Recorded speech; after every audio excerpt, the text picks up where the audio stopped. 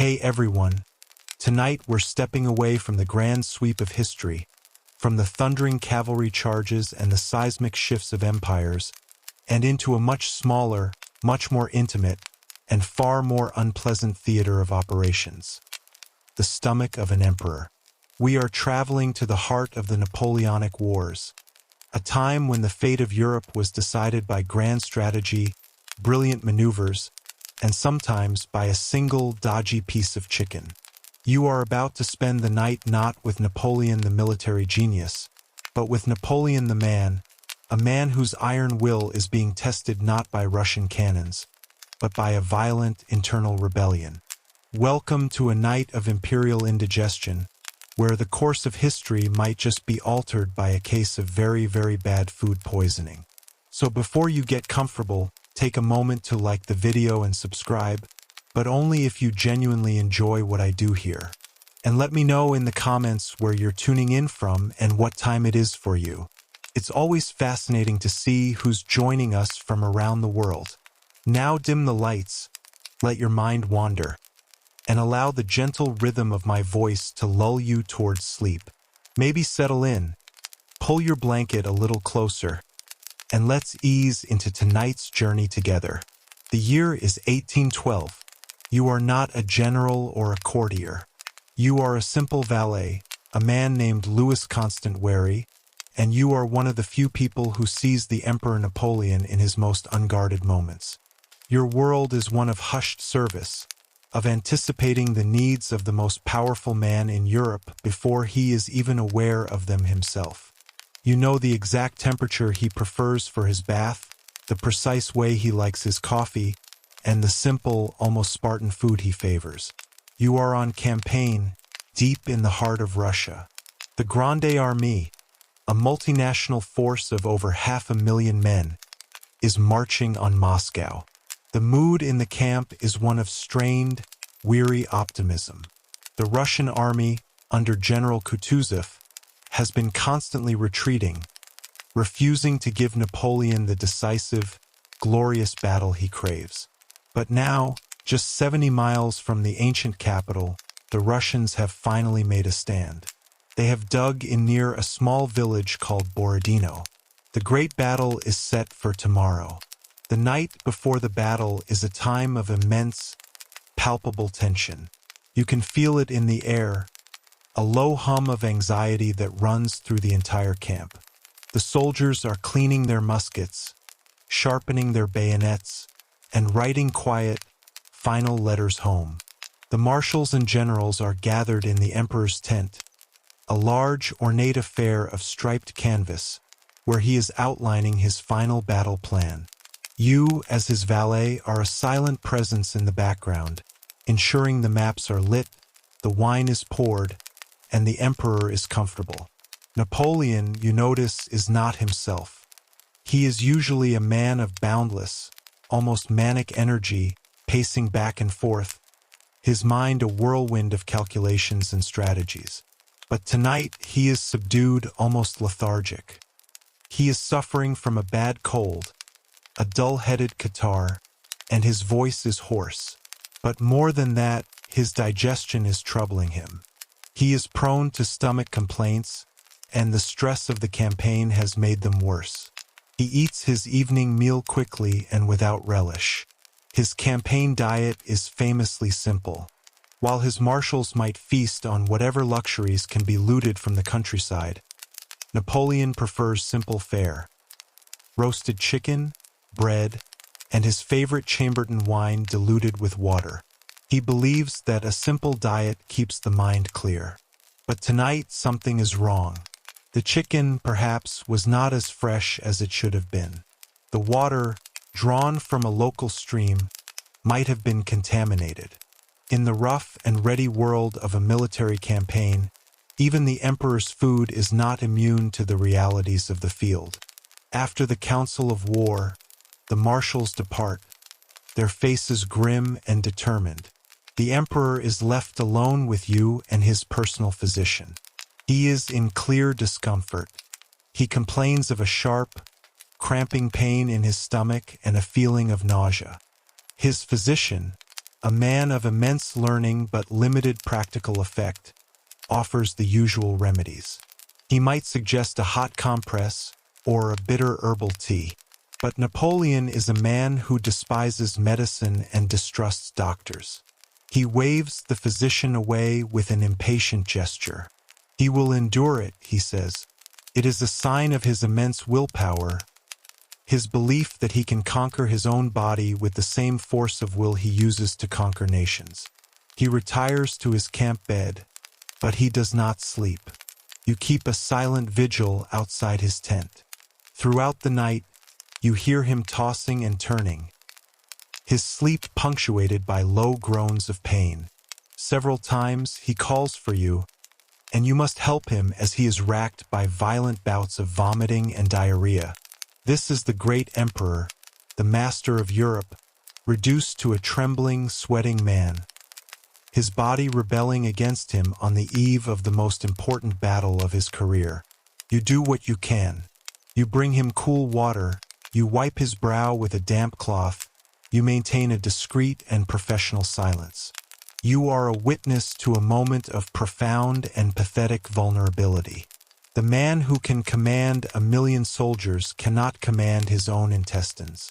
The fate of the battle and the future of Europe might be decided not by strategy, but by a microscopic bacterium in a piece of undercooked chicken.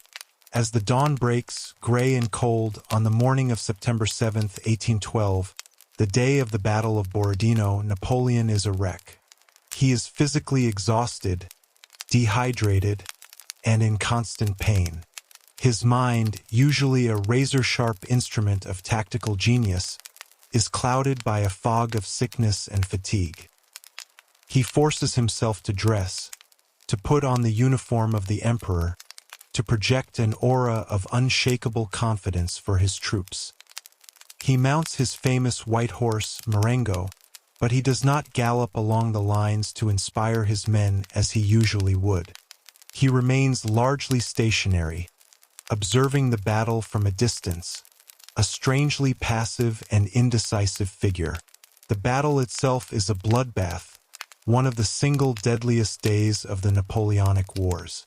It is a brutal, head-on slugging match, a battle of attrition rather than of brilliant maneuver. The French army attacks the heavily fortified Russian positions, the Great Redoubt and the Bagration flèches. The fighting is savage. The roar of over 1,000 cannons is a constant, deafening thunder that shakes the very earth. The field is obscured by a thick, choking cloud of gunpowder smoke. Your own position, back at the emperor's headquarters, is not entirely safe. Stray cannonballs, fired from miles away, occasionally plow through the camp, a terrifying, random messenger of death. Throughout the long, brutal day, Napoleon's marshals, men like Ney and Davout, repeatedly send messengers back to him, begging him to commit his final elite reserve, the Imperial Guard. The Guard, the grognards or grumblers, are the best soldiers in the world, a force of battle-hardened veterans who have never known defeat. To commit them to the battle would likely be the decisive blow that would shatter the Russian line. But Napoleon hesitates. He is thousands of miles from home, deep in hostile territory. The Guard is his final insurance policy. To risk them here, he feels, is too great a gamble. His generals are incredulous. They see a battle that is waiting to be won, a decisive victory that is within their grasp. But the emperor, his judgment clouded by his physical misery, is uncharacteristically cautious. He is not thinking like the Napoleon of Austerlitz or Jena. He is thinking like a sick man who is far from home and wants only to preserve his last, best resource. He refuses to commit the Guard. The battle rages on until nightfall. The French army has captured the Russian positions, but they have failed to destroy the Russian army, which retreats in good order. The field is a scene of unimaginable carnage. Nearly 70,000 men, French and Russian, lie dead or wounded. It is a victory, but it is a Pyrrhic one, a victory that has cost him dearly and decided nothing. The road to Moscow is open, but the Russian army remains intact, and the Russian winter is coming. In the aftermath, historians and military analysts will debate Napoleon's performance at Borodino for centuries. Why was he so passive? Why did he refuse to use his imperial guard to win the decisive victory that his entire strategy depended on? Was it a calculated strategic decision, or was it something else? Many who were there, including some of his own staff, would later write in their memoirs about his strange, listless demeanor, about his hoarse voice and his pale, sweating face. They would write about his constant complaints of pain. Was the fate of the Russian campaign, and perhaps the entire Napoleonic Empire, influenced by a simple case of food poisoning? It is impossible to say for sure, but it is a powerful reminder that history is not just made by great men and grand strategies. It is also shaped by the small, mundane, and often disgusting realities of the human body. The course of an empire can be altered by a single, misplaced knot on a quipu, by the appearance of a comet, or by a piece of bad chicken, served to the wrong man at the wrong time. Let's explore the ripple effects of this night of imperial misery. The decision not to commit the old guard at Borodino is one of the most debated what-ifs in military history. Had Napoleon been in his usual form, decisive, audacious, and willing to risk everything for a total victory, would he have sent them in? A concentrated charge by these 10,000 elite, battle-hardened veterans against the exhausted and battered center of the Russian line could very well have shattered it completely. A complete rout of the Russian army at Borodino would have meant more than just an open road to Moscow. It would have meant the destruction of Russia's ability to wage war. There would have been no army for Kutuzov to rebuild, no force to harass the French during their long, disastrous retreat. The capture of Moscow would have been a true conquest, not the hollow, empty victory it turned out to be. The Tsar might have been forced to sue for peace on Napoleon's terms. The catastrophic Russian campaign, the event that marked the beginning of the end for Napoleon, might have been his greatest triumph. And it all might have hinged on the health of his digestive tract. Instead, the emperor, weakened and in pain, made the cautious choice. He preserved his guard, but in doing so, he may have lost the war. You, Constant, witnessed this firsthand. In the days following the battle, the emperor remains ill. He is irritable, his temper frayed. He continues to suffer from dysuria, a painful inflammation of the bladder that makes urination difficult and agonizing. This condition, likely exacerbated by his cold and the stress on his system, adds another layer of constant, nagging pain to his existence. He is not a pleasant man to be around. Your job as his valet becomes a delicate balancing act of providing comfort without being intrusive, of enduring his frustrated outbursts with a stoic, professional calm. You are the keeper of the imperial chamber pot, the silent witness to the unheroic, physical reality of the great man. While the world sees the emperor, you see a sick, middle-aged man struggling with a common, undignified, and deeply human ailment. The army marches on to Moscow. They enter the ancient capital to find it eerily deserted. The Russians have abandoned their holy city, a move that stuns the French. And then the fires begin. Set by Russian agents, great fires sweep through the mostly wooden city, destroying the very shelter and supplies that the Grande Armée needed to survive the coming winter. Napoleon waits in the Kremlin for a peace offer from the Tsar that never comes. His great victory at Borodino has turned to ashes. His body is weak, his army is stranded, and the Russian winter is beginning to close in like a great white fist. The decision to retreat comes too late. The retreat from Moscow is one of the great horror stories of military history, and you are there for all of it. The cold is a constant, murderous enemy. The food runs out. The once mighty Grande Armée dissolves into a long, stumbling column of starving, freezing ghosts. You see men burn down houses just to huddle by the fire for a few hours of warmth. You see them fight over the carcass of a dead horse. You see them simply lie down in the snow and wait for death to take them. Throughout this ordeal, Napoleon's own health remains precarious. His physical suffering, the lingering effects of his illness at Borodino, the constant cold, the stress, surely influenced his state of mind. A leader's physical well-being is not separate from his strategic judgment. A man in constant pain is a man whose focus is divided, whose reserves of mental energy are constantly being drained.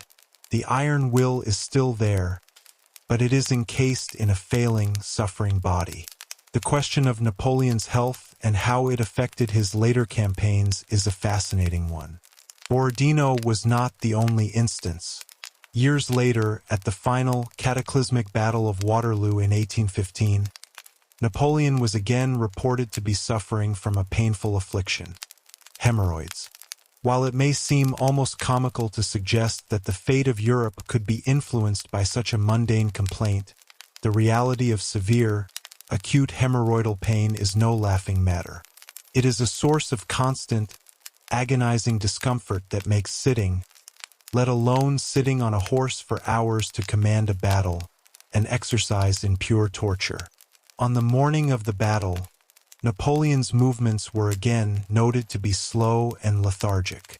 The start of the French attack was delayed for several hours.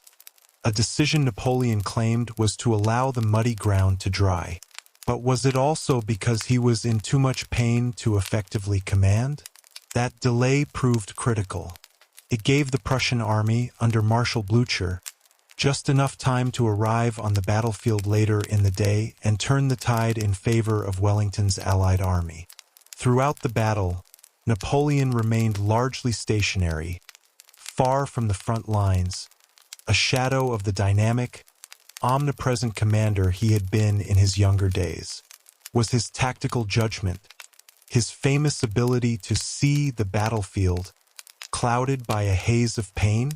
Did a small, inflamed vein in the most private part of the imperial anatomy contribute to the downfall of an empire? We will never know for sure. History is not a controlled experiment. But the story of Napoleon's ailments serves as a powerful and deeply humanizing reminder. We tend to view great historical figures as abstract forces, as geniuses or monsters whose actions are driven by grand ideas and strategic calculations. But they were also just men. They were bodies. They got colds, they had stomach aches, they suffered from painful, undignified, and very human complaints. And these physical realities, so often overlooked by history, can have consequences that are anything but small. For you, the valet, this is the great secret you carry. You have seen the emperor, the terror of Europe, the man who redrew the map of a continent, brought to his knees, not by a coalition of armies, but by a simple, humbling, and agonizing rebellion of his own body.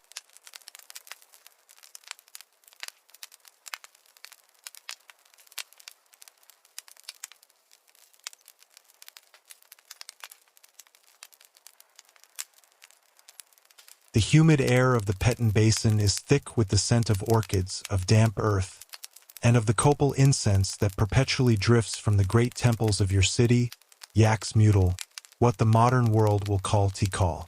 You are a woman of noble birth, a lady of a high-ranking family, but your life is not your own. You have been given the most honored and the most terrifying job in the entire kingdom. You are the royal babysitter. And your charge is not just any child. He is the young son of the Ajah, the divine king, a boy who is not just a boy, but a future god on earth, the living embodiment of the sacred power that flows from the heavens to the earth. Your job is to keep this small, precious, and incredibly important vessel of divinity safe, happy, and alive. In a world of complex court politics, unpredictable omens, and the ever-present threat of disease or supernatural harm. This is not a job. It is a nightmare of constant, unrelenting anxiety. Your official title is likely something far grander than babysitter. You are a high-ranking lady-in-waiting, a trusted member of the Queen's own household. You were chosen for this role for your impeccable lineage, your reputation for piety, and your calm, steady demeanor. But beneath your serene exterior, your mind is a constant, frantic whirl of calculations and fears. The life of a royal child is perilous from the moment of birth. The infant mortality rate is high even for the nobility. And a royal child is not just vulnerable to the common illnesses that sweep through the city. He is a target. He is a target for ambitious rival court factions who might see his death as an opportunity to advance their own lineage. He is a target for malevolent spirits, for angry gods, and for the practitioners of dark magic. Your job is to be his shield against all of it. Your day begins before the sun rises, in the quiet, secluded world of the royal nursery, a suite of rooms deep within the stone labyrinth of the central acropolis. You supervise the young prince's every moment. His awakening is a moment of quiet ritual. You and the other nursemaids gently wash him with water scented with flowers. You dress him in fine, soft cotton clothes, perhaps decorated with the feathers of colorful birds. His every meal is a source of immense stress. The food must be prepared in a separate, dedicated kitchen by cooks who are trusted beyond question. You personally must inspect every dish. You might even have a food taster, a servant whose job it is to take the first bite of every meal, a human shield against the constant threat of poison. A simple stomach ache in a common child is a minor ailment. A stomach ache in the heir to the throne is a potential political crisis. The prince's education begins almost from infancy, and you are its overseer. He does not learn to simply play. His games are lessons. He is given small, carved wooden figures of the gods, and you teach him their names and their stories. You tell him of the hero twins, Hunahpu and Spalank, and their epic journey into the underworld, the Zabalba. He is taught to recognize the glyphs that represent his own name and the names of his great ancestors. He is surrounded by the symbols of his divine destiny. He is not just a child. He is a living sacred text, and you are its first reader. But he is also, of course, a child. A small boy with a child's impulses. And this is where your true nightmare begins. He wants to run through the palace courtyards. But the courtyards are full of dangers. He could trip on an uneven stone and cut his knee, a wound that could fester in the humid jungle climate. He could wander too close to a pen of captive jaguars, the living symbols of royal power. You must be constantly vigilant, a shadow that follows him everywhere, your mind a frantic catalog of potential disasters. You cannot be too strict, for he is a future king, and to displease him could have consequences for your own career. But you cannot be too lenient, for a single moment of inattention could lead to a catastrophe that would mean your disgrace and, quite possibly, your execution. You must be a gentle, loving guardian who is also a hypervigilant Secret Service agent. One of your most important duties is to protect the young prince from supernatural harm. The Mayan world is alive with spirits, both benevolent and malevolent. You ensure that the proper amulets are always on his person. He wears a necklace of carved jade, a stone of immense sacred power, believed to protect the soul. A small, black bead might be tied to his wrist to ward off the evil eye. The doorway to his nursery is marked with protective glyphs, and copal incense is burned constantly to purify the air and keep malevolent spirits at bay. When he sleeps, you and the other attendants keep a constant watch. The night is a dangerous time, a time when the spirits of the underworld are most active. You listen for any strange sounds, any omens in the night, the hoot of a specific owl, the cry of a night bird. All could be interpreted by the priests as a sign of impending danger. Let's imagine a specific scenario that would fill you with a cold, professional dread. The prince has a fever. It begins as a small thing, a bit of warmth on his brow, but it quickly grows. His breathing becomes shallow, his body racked with chills. You are now at the center of a full-blown state crisis. The royal physicians are summoned. They are men of great learning, but their medicine is a complex mixture of herbal remedies and religious ritual. They examine the boy. They consult their sacred books. They declare that the prince's illness is caused by an imbalance in his soul, perhaps caused by soul loss, a condition where a part of his spirit has been frightened away by a sudden shock, like a clap of thunder or a frightening animal. Or, more ominously, they might declare that his illness is the result of black magic, of a curse sent by a rival kingdom or a disgruntled faction within the court. Now, your nursery is transformed into a sacred battleground. The physicians begin their treatments. They make bitter teas from local herbs, chanting prayers over them. They might perform a ritual of soul retrieval, a complex ceremony designed to coax the lost part of the prince's spirit back into his body. But if sorcery is suspected, the response is more aggressive. H-men, a powerful shaman or he who knows, is summoned. The H-man is a master of the spirit world, a man who can see the invisible forces at play. He enters the nursery, his face painted with symbolic designs, his presence filling the room with an aura of power. He begins a long, hypnotic chant, his voice rising and falling, accompanied by the rhythm of a gourd rattle. He is not just praying, he is doing battle. He is entering a trance state to journey into the spirit world, to confront the malevolent entity that has afflicted the prince. He might burn chili peppers, the acrid smoke designed to choke and drive away evil spirits. He might perform a symbolic bloodletting on a clay effigy representing the enemy sorcerer. You, the babysitter, are now a nurse in a supernatural war. Your job to assist the shaman, to hold the feverish child, to pray with an intensity you have never known before. The fate of the kingdom, you believe, is being decided in this small, incense-filled room. The pressure on you is immense. If the prince dies, it will not be seen as a simple tragedy. It will be seen as a catastrophic failure, a sign of cosmic disorder. And someone must be blamed.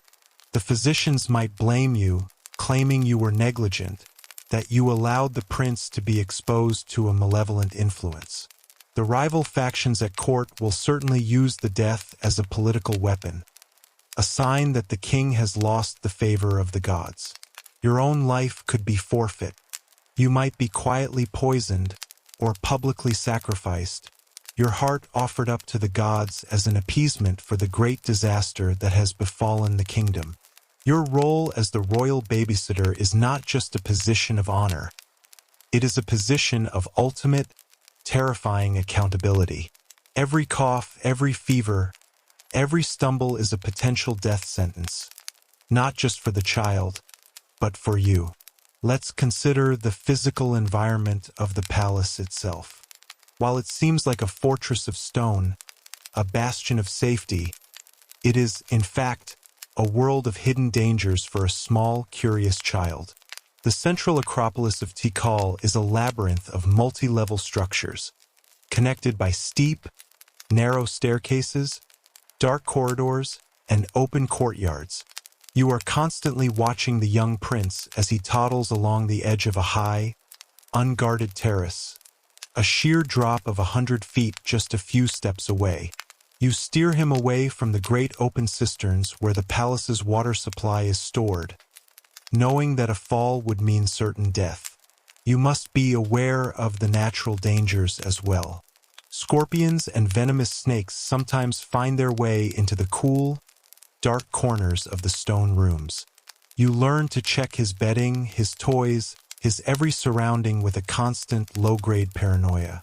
The social environment is even more treacherous. The royal court is a web of intricate relationships, of ancient bloodlines, and of simmering rivalries. The prince is not just a child. He is a political symbol, and his interactions with others are fraught with meaning.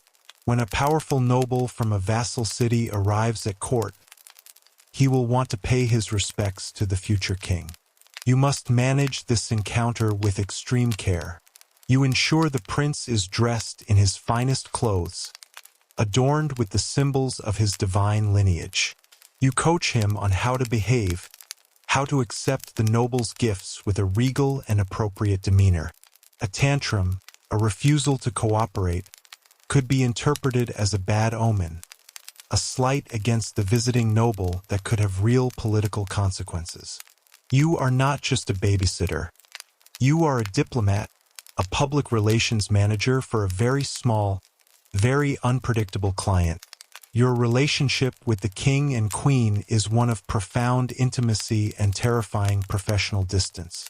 You see them in their most private moments, as loving parents doting on their son. But you can never forget who they are. They are divine beings, the living connection between the earth and the heavens. You must always address them with the proper honorifics, your head bowed, your eyes downcast. You report to the queen on every detail of the prince's day, what he ate, how he slept, what games he played. You are a trusted member of her inner circle, privy to the private anxieties of the royal family. But you know that this trust is conditional. It is based entirely on your ability to keep her son safe. If you fail, that trust will evaporate in an instant, replaced by a cold, royal fury. The world of a Mayan royal child is also one of intense, early ritual. His life is punctuated by a series of sacred ceremonies that mark his journey towards kingship. At a very young age, he might undergo a head-shaping procedure, his soft infant skull bound between two boards to create the elongated, sloping forehead that was considered a mark of nobility and beauty among the Maya. A few years later, he will have his ears and nose pierced in a solemn ritual, to be adorned with jade jewelry. The most significant of these early rituals is the bloodletting ceremony. To the Maya, blood was the very substance of life, the most precious offering one could give to the gods. From a young age, the prince is taught the sacred duty of auto-sacrifice. A priest will pierce the boy's earlobes or tongue with a sharp obsidian lancet or a stingray spine, and you, his guardian, will be there to comfort him, to hold him still, and to teach him that this pain is not a punishment, but a sacred honor, a way of feeding the gods who ensure his own existence and the prosperity of his kingdom. You are teaching a child to embrace pain as a form of piety. Imagine the day of a great public ceremony. Perhaps it is the dedication of a new temple or the celebration of a victory in battle. The great plaza of Tikal is filled with thousands of people. The prince, dressed in magnificent robes and a headdress of iridescent quetzal feathers, is presented to the public.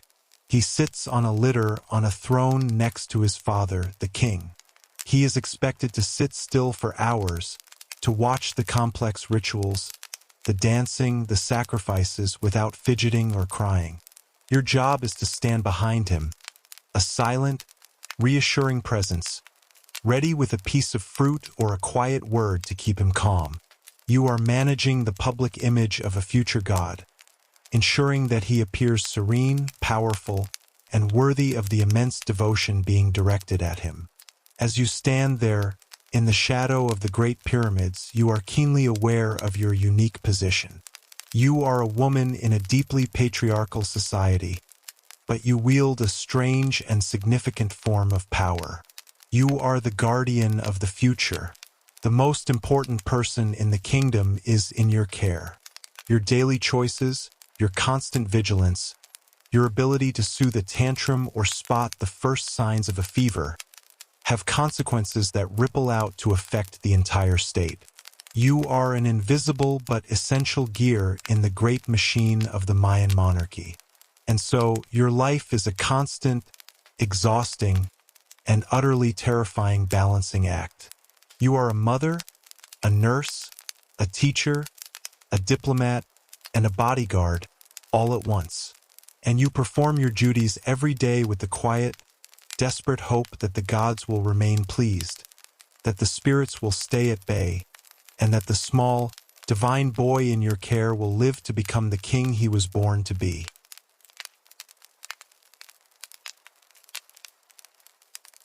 The air in your small, sun-baked village in rural Boeotia is thick with the scent of roasting lamb, of spilled wine, and of the dry, dusty earth. It is a day of rare and precious celebration. You are a simple farmer, a man named Philemon, and your wife, Baucis, has been bustling about for days, preparing for the wedding of your neighbor's daughter.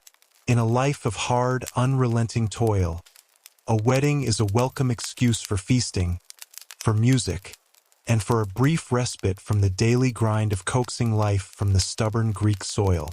But this wedding is about to become something else entirely. Tonight, your small, insignificant village is about to receive some very unexpected and very powerful guests. This is a story from the Roman poet Ovid, a tale of how a simple act of peasant hospitality was tested by the gods themselves.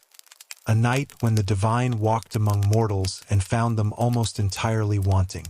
Your village is not a place of great importance.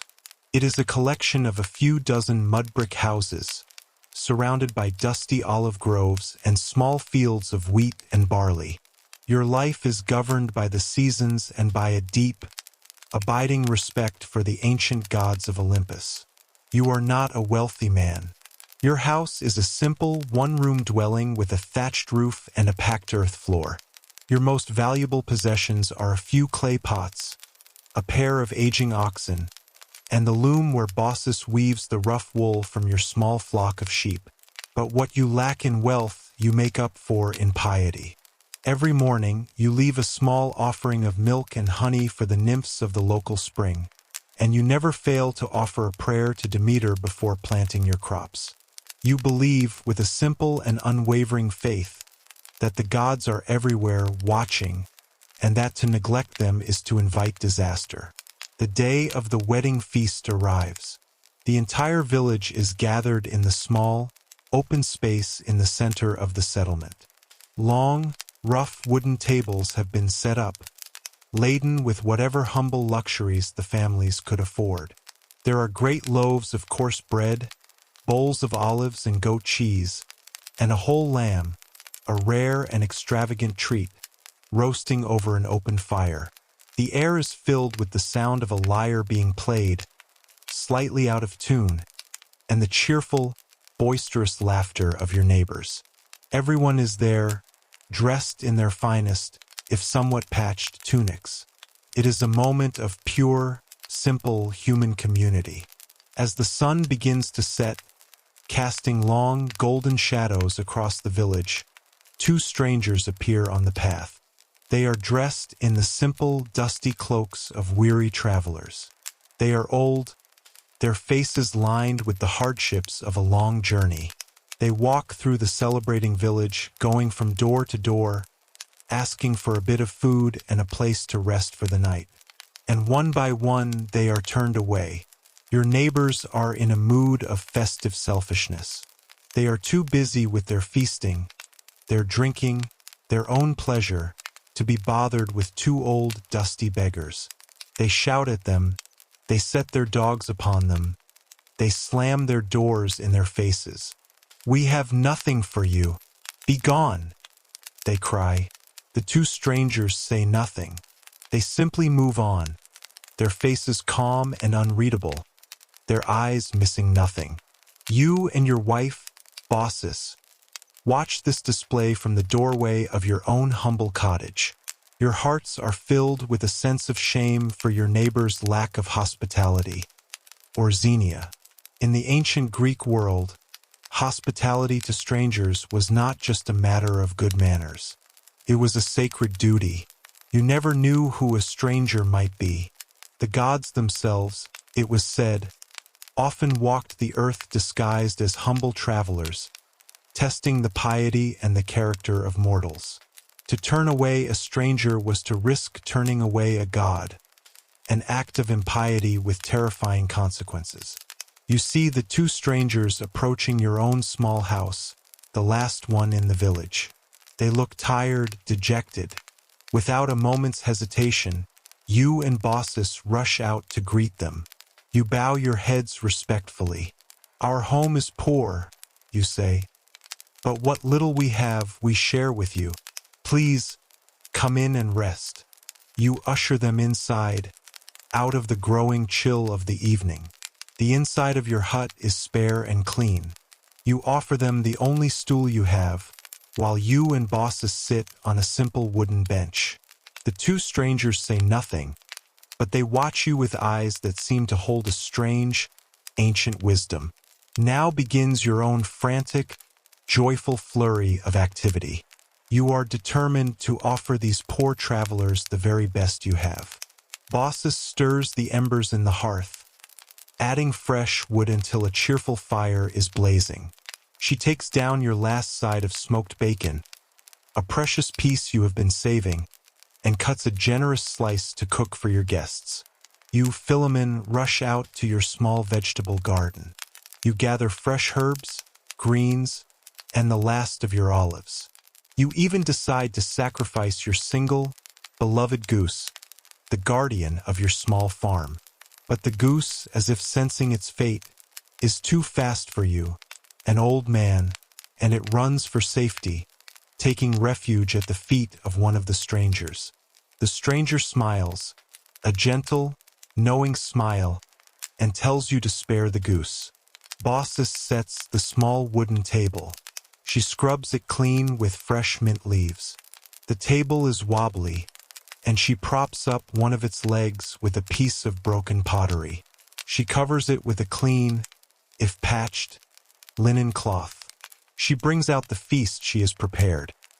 A simple stew of bacon and vegetables, a bowl of olives, some hard cheese, and a basket of fresh, warm bread. And, most importantly, she brings out a clay jug of your homemade wine, watered down as is the custom, but the best you can offer. You fill the simple, carved beechwood cups for your guests and for yourselves. It is a humble meal, but it is offered with a generosity of spirit that is boundless. As you eat and drink, a strange and wonderful thing begins to happen. You notice that no matter how many times you refill the cups from the wine jug, the jug never seems to get any emptier. You pour, and it is instantly full again. You and bosses exchange a look of silent, dawning awe. A cold, prickling fear begins to mix with your sense of wonder. These are no ordinary travelers. You are in the presence of something powerful, something divine.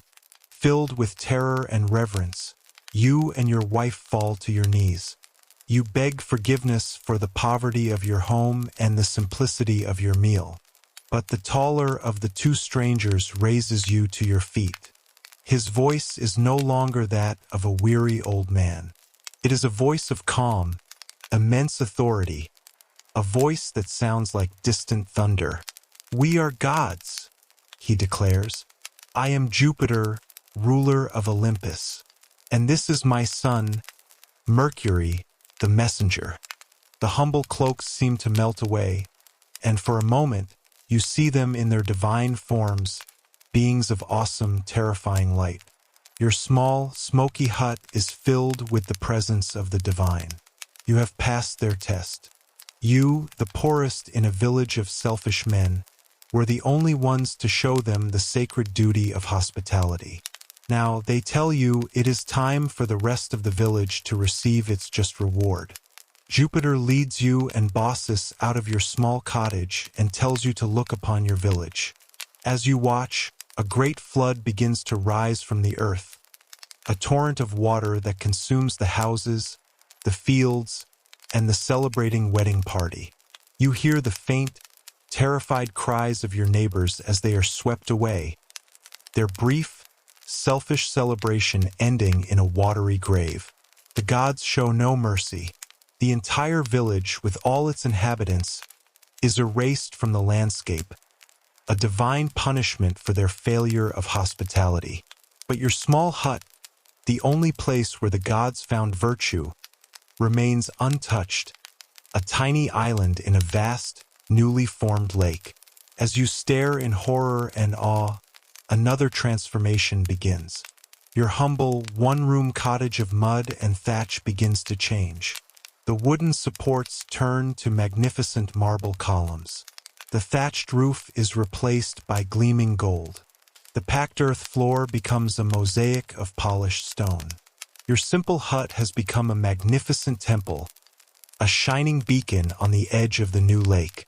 The gods have rewarded your piety not with wealth, but with a new, sacred purpose. Jupiter then turns to you and Baucis and, in his voice of thunder, he offers you a boon, a single wish for your lifetime of humble piety. You do not ask for riches, for power, or for eternal youth. You and your wife have a quiet, whispered conversation, and then you, Philemon, speak for both of you.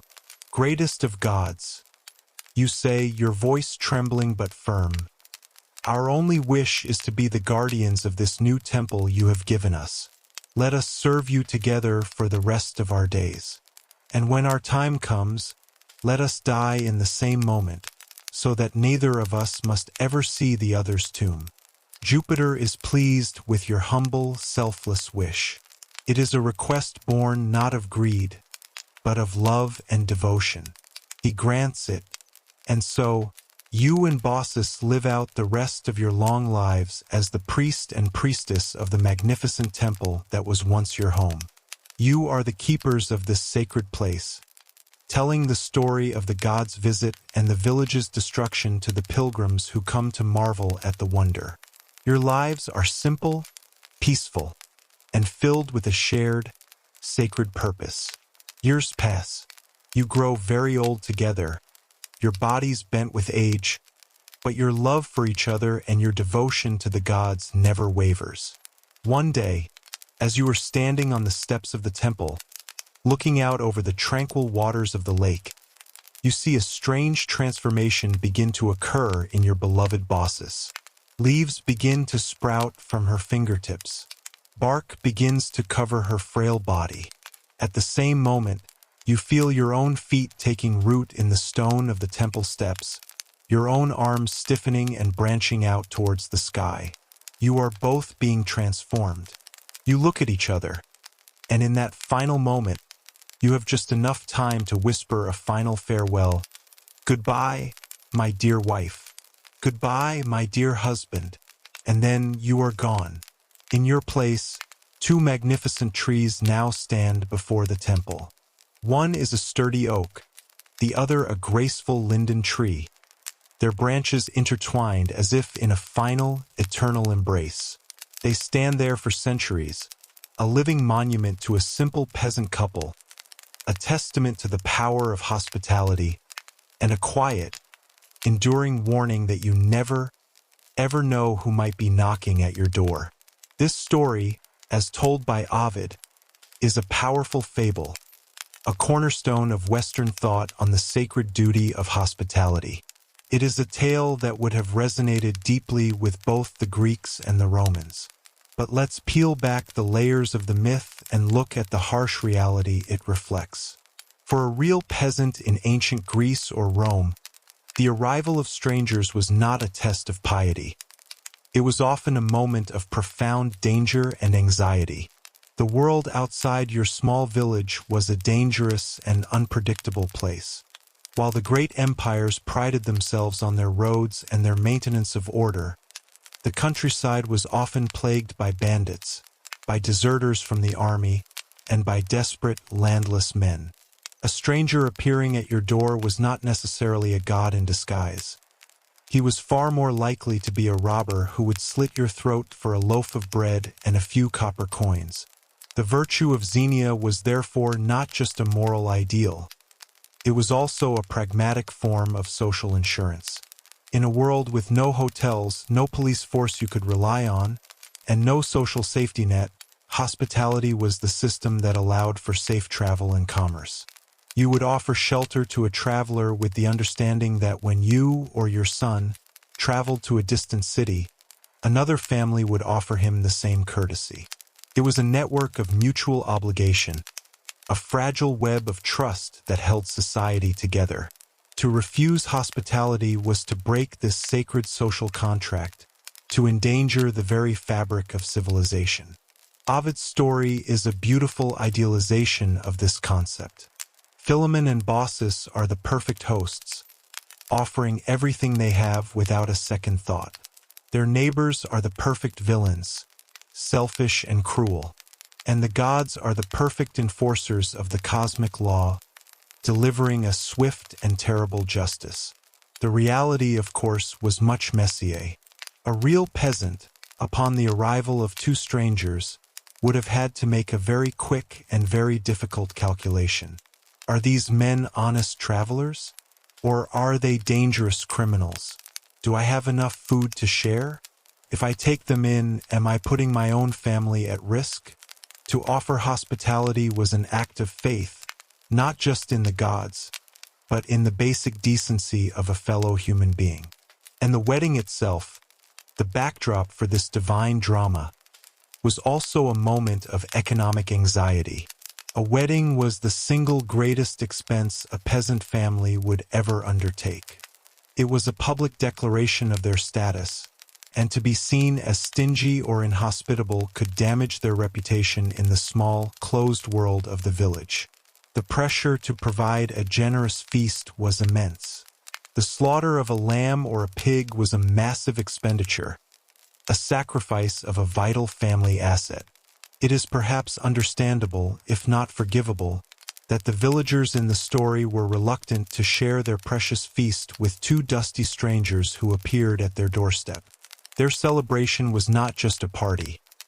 It was a carefully managed economic and social performance, and the arrival of the gods was an unwelcome, unscripted intrusion. The story of Philemon and Baucis endures because it speaks to a deep human truth. It is a story about how we treat the stranger, the outsider, the person in need. It elevates a simple act of kindness into an event of cosmic significance. It reminds us that even in the humblest of settings, in the poorest of homes, a choice can be made between fear and generosity, between selfishness and grace. And that choice, the story tells us, is something that even the gods are watching. The city of Baghdad in the 9th century is the intellectual heart of the world. It is the capital of the great Abbasid Caliphate, a city of 1,000,000 souls, a place where the knowledge of the ancient Greeks, Persians, and Indians is being gathered, translated, and synthesized into something new and brilliant. You are not a theologian debating the nature of God in the grand mosques, nor a poet composing verses in praise of the caliph. You are an alchemist, a man of science and of secrets, and your laboratory is a small, cluttered, and perpetually smoky room in a quiet corner of the city. Your life's work, your obsession, your magnum opus, is the ancient and sacred quest to achieve the great work, the transmutation of base metals, like lead and tin, into pure, perfect, incorruptible gold. You are not just a chemist. You are a philosopher, a mystic, a man who believes that by purifying matter, you can also purify your own soul. And today, after years of frustrating, expensive, and often explosive failures, you are on the verge of a breakthrough. But it is not the breakthrough you expect. You are about to accidentally invent fake gold. Your laboratory is a world of strange and wonderful equipment.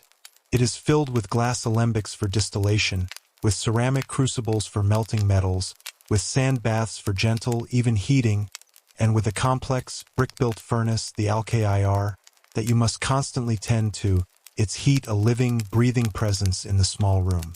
The air smells of sulfur, of mercury, of strange herbs, and of the ever-present charcoal smoke. The walls are lined with shelves, groaning under the weight of hundreds of clay jars and glass vials, each one containing a different substance, meticulously labeled in your neat Arabic script. You have arsenic and antimony, saltpeter and vitriol, a dizzying array of salts, acids, and metallic compounds, each with its own secret properties. Your work is guided by the ancient texts, the works of the legendary Egyptian master Hermes Trismegistus, and by the more recent and more practical writings of the great Persian alchemist Jabir ibn Hayyan. The theory behind your work is a beautiful and elegant one. You believe that all metals are composed of two fundamental principles: mercury, the principle of fusibility and metallic luster, and sulfur, the principle of flammability and corruption. You believe that all metals are essentially the same, just in different states of purity and maturity. Lead is simply a sick, immature form of gold. Your job as an alchemist is to act as a kind of metallurgical doctor. You must find the right medicine, the elixir, which, when added to the base metal, will cure its sickness and allow it to mature into its perfect, final form, gold. The creation of this elixir is the true secret, the heart of the great work. For years, you have been trying to create this elixir. You have performed countless distillations, calcinations, and sublimations. You have combined different substances in different proportions, following the cryptic, allegorical instructions of the ancient masters. Their texts do not speak in clear chemical terms. They speak in a language of symbols and metaphors. They tell you to slay the red lion, to unite the white eagle with the green dragon. You must interpret these poetic instructions, trying to decipher the chemical processes they conceal. Is the red lion cinnabar, the ore of mercury? Is the white eagle sal ammoniac? Every experiment is a gamble, a shot in the dark. Many of your experiments have ended in failure. You have created foul-smelling stenches that have forced you to abandon your laboratory for days. You have had flasks explode, showering you with hot, corrosive liquids, and you have spent a significant portion of your own and your patrons' wealth turning it into smoke and strange, useless powders. But today is different. You are working on a new formula, one based on your own developing theories. You have come to believe that the key to transmutation is not just in the substance, but in the color. You believe that to create gold, you must first guide the base metal through a series of color changes that mimic the process of its own natural generation within the earth. Blackness, nigredo; whiteness, albedo; yellowness, citronides; and finally, the glorious purple-red, rubedo, that signals the final perfection.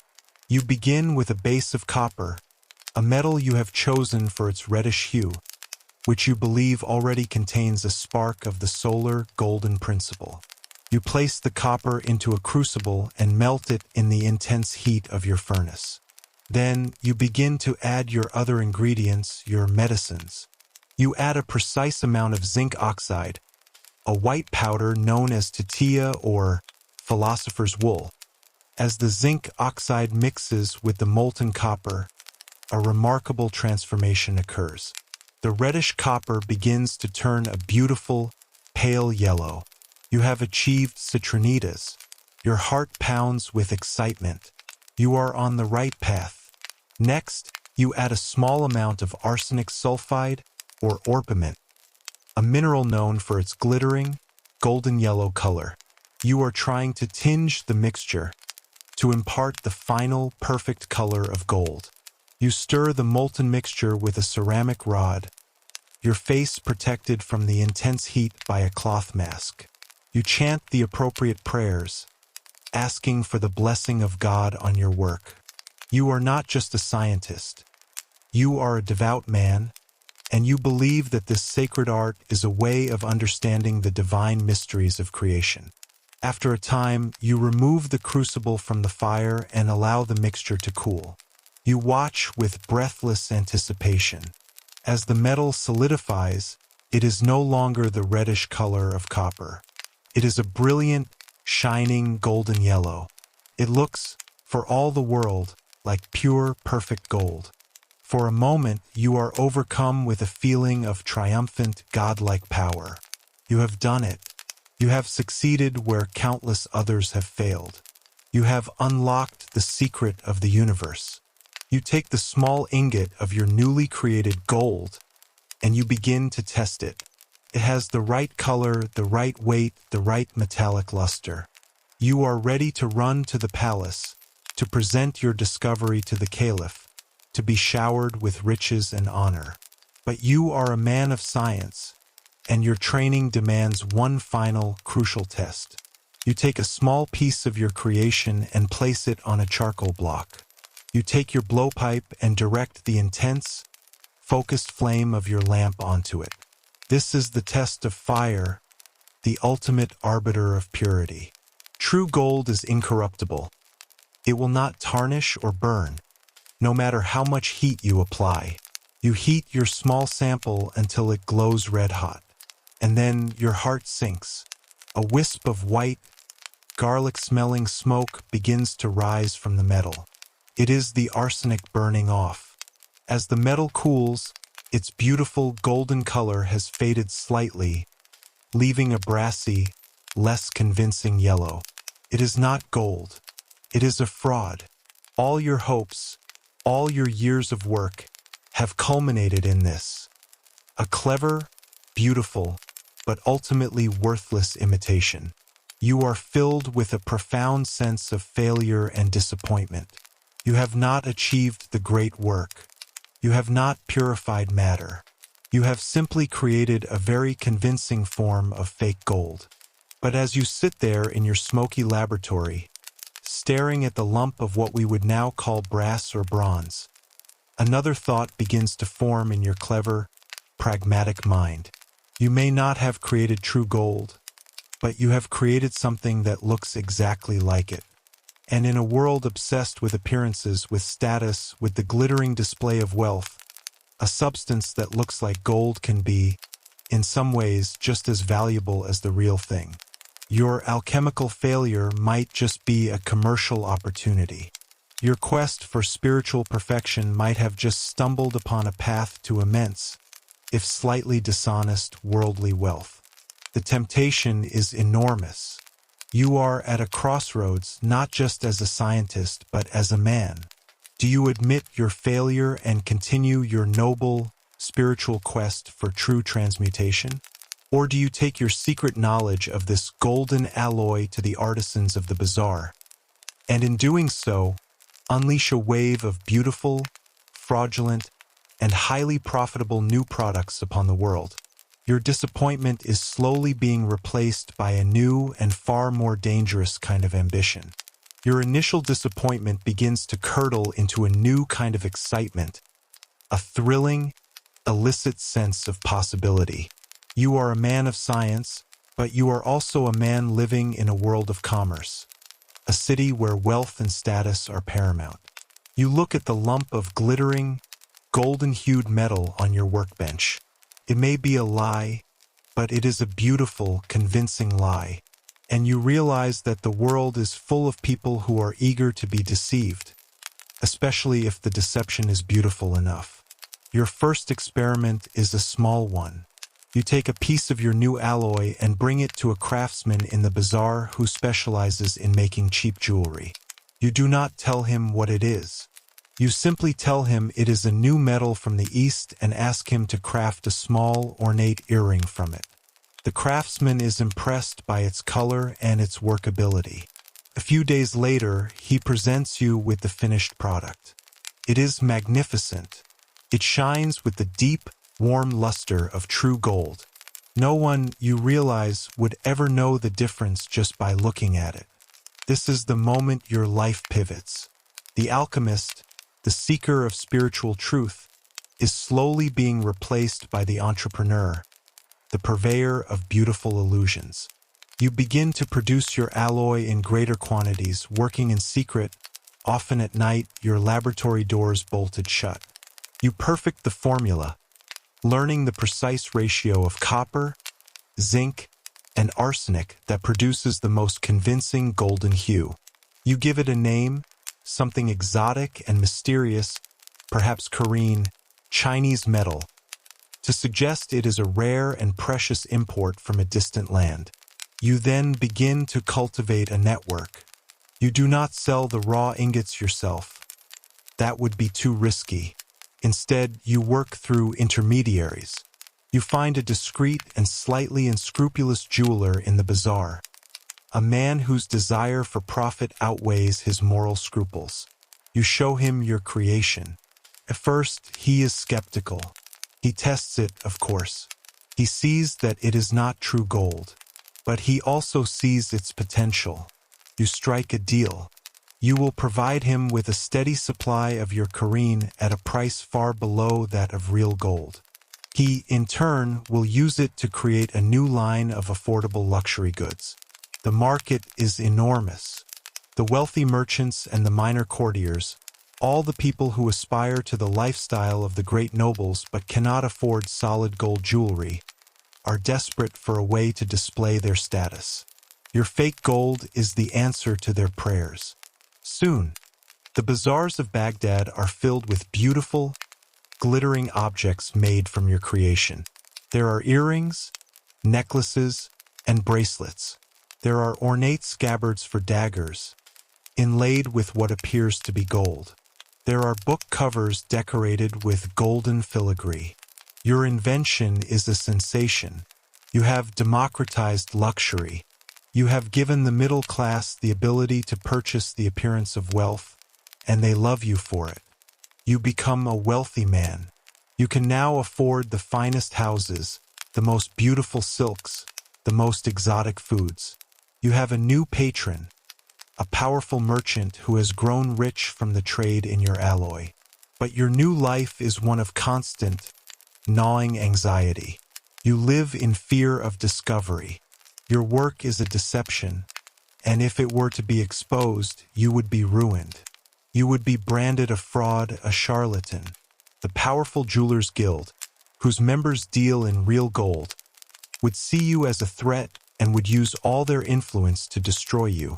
You are haunted by the fear that one day, a customer will take a piece of your golden jewelry to an honest assayer, who will perform the trial by fire and expose the lie at its heart. You become secretive, paranoid. You trust no one. You constantly change your suppliers of raw materials, buying your copper, your zinc, and your arsenic from different merchants in different parts of the city, lest anyone piece together your formula. Your laboratory, once a place of philosophical inquiry, is now a secret factory, its doors always locked, its windows shuttered. You have achieved the worldly success you never knew you wanted, but you have lost the peace of mind of the scholar. And you have lost something more profound. You have abandoned the great work, the noble spiritual quest for the true philosopher's stone, the elixir that would not just perfect metal but also perfect the soul, has been cast aside in favor of a profitable manufacturing enterprise. Sometimes, late at night, you find yourself looking at the old texts of Hermes and Jabir. You read their allegorical descriptions of the spiritual journey of the alchemist, and you feel a pang of shame, of loss. You have created a perfect imitation of gold, but in doing so, you have created an imperfect imitation of an alchemist. You have mastered the craft, but you have abandoned the art. One day, an old colleague, a fellow alchemist with whom you once shared your dreams of transmutation, comes to visit you. He is still poor, his robes patched, his hands stained with the chemicals of 1,000 failed experiments. But his eyes burn with the clear, unwavering fire of a true seeker. He speaks with excitement about his own work, about a new line of inquiry, a new interpretation of the ancient texts. And you, in your fine silk robes, In your grand house, you feel a surge of envy that is as sharp as any acid. He has nothing, and yet he has everything. You have everything, and yet you have nothing. You are a man who sought to turn lead into gold, and in a strange, ironic twist of fate, you have succeeded in turning your own golden soul into lead.